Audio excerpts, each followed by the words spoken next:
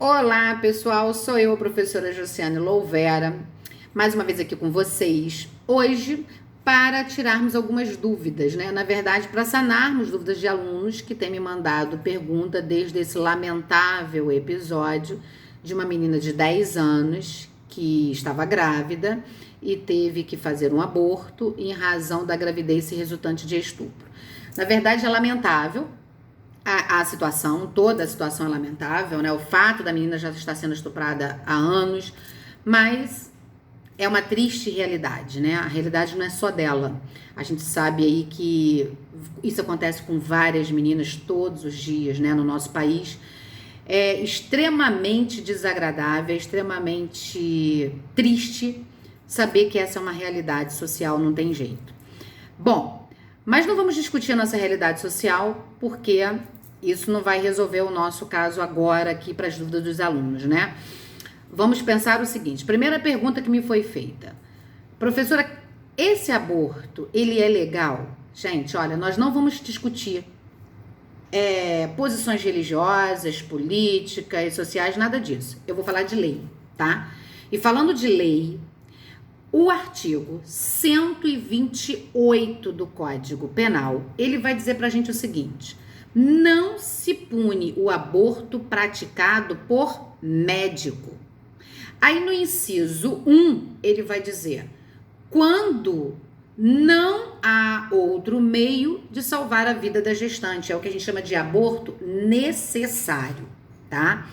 E no inciso 2, ele vai dizer que não se pune o aborto praticado por médico se a gravidez resulta de estupro e o aborto é precedido de consentimento da própria gestante ou quando incapaz de seu representante legal.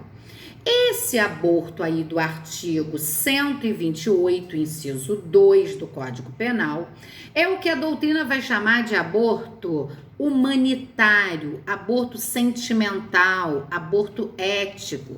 Então, quando você estiver lá nos seus estudos, nos seus livros, você vai encontrar isso. O aborto humanitário, o aborto sentimental, o aborto ético. É esse aborto do artigo 128, inciso 2 do Código Penal. Que se também você for procurar a raiz disso, vai estar lá na exposição de motivos no item 41 do nosso Código Penal, né? O nosso professor Nelson Gria, ele até dizia nos seus livros que nada justifica que se obrigue que uma mulher aceite a gravidez, a maternidade de uma situação odiosa como essa decorrente de estupro. Então você vai ter doutrinadores concordando, doutrinadores discordando, mas em que pese haver essa controvérsia na doutrina, a realidade é que o nosso legislador, ele autoriza o médico fazer o aborto quando a gestação ela sobrevier de um estupro. Para que haja esse aborto, são necessários alguns requisitos. Primeiro deles, esse aborto tem necessariamente que ser praticado por médico, tá? Porque se não for praticado por médico, não entra na causa excludente de licitude aqui, especial do artigo 128, inciso 2. Então, o aborto tem que ser praticado por médico, é o primeiro requisito.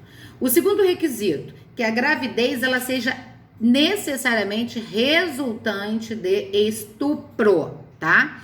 E o terceiro requisito é que tem que haver consentimento da gestante e, no caso de incapacidade da mesma, do seu representante legal, tá? Agora, veja que o legislador não exigiu para essa possibilidade, para esse aborto, ele não exigiu a necessidade de sentença condenatória do estuprador, nem muito menos de autorização judicial. Então, é claro que, havendo um registro de ocorrência, havendo uma notícia crime desse fato, já vai ser suficiente para se autorizar, para se fazer o aborto descrito no artigo 128, inciso 2. Então, a primeira pergunta dos meus alunos foi: é possível esse aborto e ele é legal? Sim, ele é possível e ele é legal. Não estou aqui, como eu disse anteriormente, discutindo com vocês questões filosóficas, políticas, religiosas, porque isso não é do nosso interesse nesse momento para uma resposta sobre a lei. Sobre a lei, tá tudo certinho, ok? Nada tá errado. Foi tudo feito de acordo com o que o legislador autoriza. A segunda pergunta foi, a menina já estava com 22 semanas. O nosso código, ele não dá esse limite de com quantas semanas de gestação a pessoa tem que estar para que o aborto do artigo 128, inciso 2 seja praticado. Então, não há óbice na prática desse aborto do artigo 128, inciso 2 por conta das 22 semanas. A lei não traz nenhum obstáculo contra isso, nenhum impedimento contra isso, ok? É óbvio que se o médico, no caso concreto, verificar que submeter essa pessoa a um aborto pode trazer risco de vida para a gestante, aí, é claro, ele não vai fazer. Mas aí isso vai depender da ciência e não da lei, ok? Então, quanto ao aborto, tudo certo. Agora, o grande problema é, nós vivemos numa sociedade hipócrita, né? Que a todo tempo está se discutindo que a menina fez o aborto. Até o homem aparecer preso agora, ninguém se discutia do estuprador, né? As pessoas se preocupam se ela devia ou não fazer aborto. Isso não é problema das pessoas, isso é problema dela, da família dela, da situação dela. Então, de acordo com a lei, tá tudo corretinho. O médico tá certo, a família dela tá certa e ela tá certa. Ninguém fez nada errado, fez tudo conforme a lei determina. Quem fez errado? Quem fez errado foi essa mulher que foi até as redes sociais, a Sara, para dizer o nome dessa menina e onde ela praticaria o procedimento. Isso foi totalmente errado.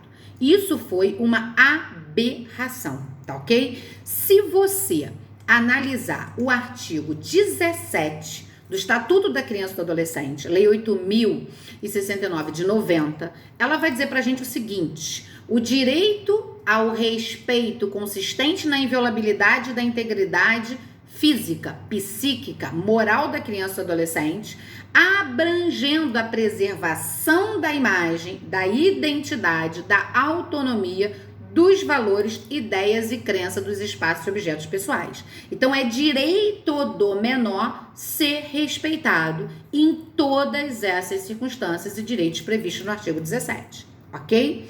E quando alguém toma conhecimento de que uma menor que foi estuprada vai fazer um aborto e ela traz isso a público, fazendo todo o estardalhaço que ela fez, é claro que isso é uma infração penal.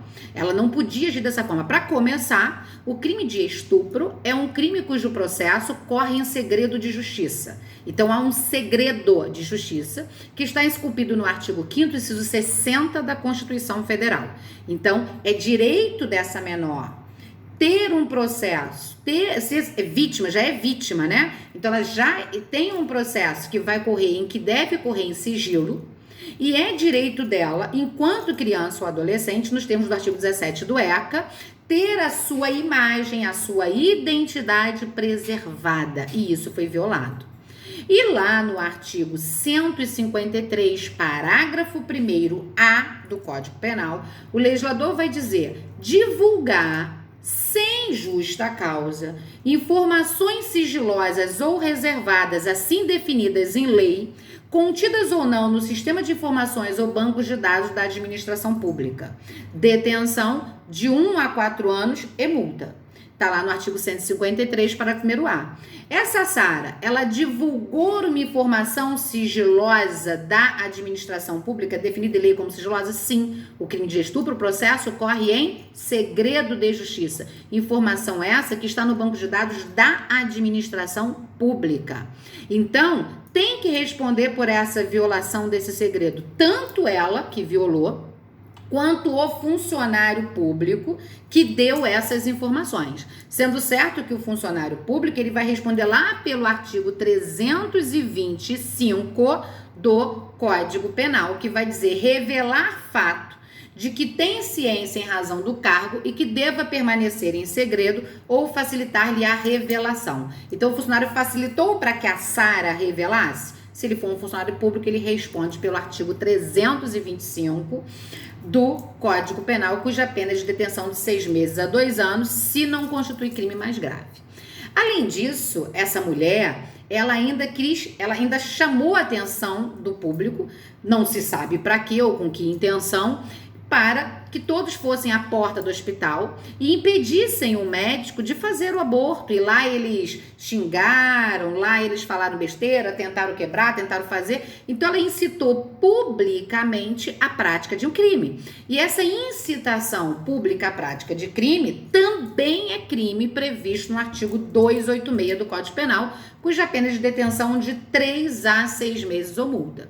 Então, a verdade é, nessa história toda, essa mulher é uma grande criminosa, né? Deveria nem ter saído da cadeia onde ela estava. Agora que está solta, saiu para fazer mais besteira, ou seja, já se verifica pelo comportamento dela que ela é um problema para a garantia da ordem pública, o que se já verifica de imediato a presença dos requisitos para a prisão preventiva, ok? Por quê? Porque ela é uma ameaça à garantia da ordem pública. Ela, para se promover, para atender os seus interesses, os seus anseios pessoais, ela não se importa com o que ela vai fazer, a quem ela vai atingir e o que ela vai causar de dor para quem quer que seja. Uma verdadeira vergonha para nós enquanto raça humana, né?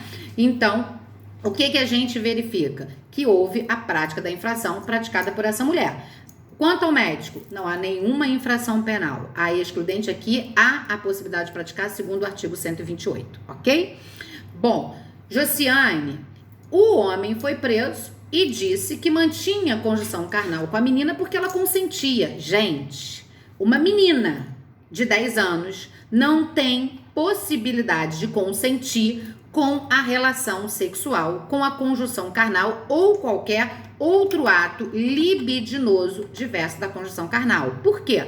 Porque o artigo 217-A do nosso Código Penal vai dizer: considera-se estupro de vulnerável ter conjunção carnal ou praticar outro ato libidinoso com menor de 14 anos. Meu amigo, a menina é menor de 14 anos, o menino é menor de 14 anos, não pode ter conjunção carnal, não pode ter ato libidinoso diverso da conjunção. Fácil assim, entendeu? É menor de 14, mas a pessoa é menor de 14, mas já é desenvolvida, já tem corpo de adulta e tudo mais, e ela quer ter conjunção carnal comigo. Não tenha, porque ela não tem capacidade de consentir, tá ok? A menina não tem, com 10 anos de idade, capacidade de consentir com a conjunção carnal ou qualquer outro ato libidinoso. Então, trata-se de estupro de vulnerável, cuja pena é de reclusão de 8 a 15 anos.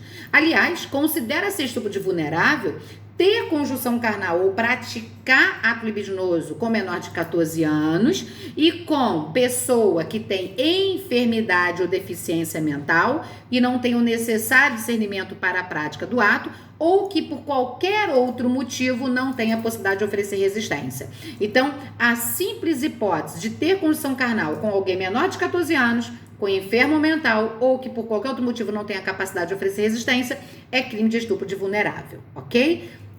A pessoa quis, ela não tem capacidade para querer, portanto não tem capacidade para consentir, segundo o nosso ordenamento jurídico, ok? Portanto, há sim crime de estupro de vulnerável por parte do tio, né? Por parte desse homem que se dizia tio dessa menina. É lamentável, mas esses casos de pedofilia têm crescido a cada dia mais, né? Tem estado aí no nosso meio, a gente, pleno século XXI, encontra pessoas com essa possibilidade, com esse caráter, com esse comportamento que nos causa, assim, toda repulsa. De qualquer forma, eu espero que tudo tenha ficado esclarecido e se você, meu aluno, ainda tiver dúvida, é só mandar que eu respondo. E se você não é, venha ser, né? Até a próxima, gente!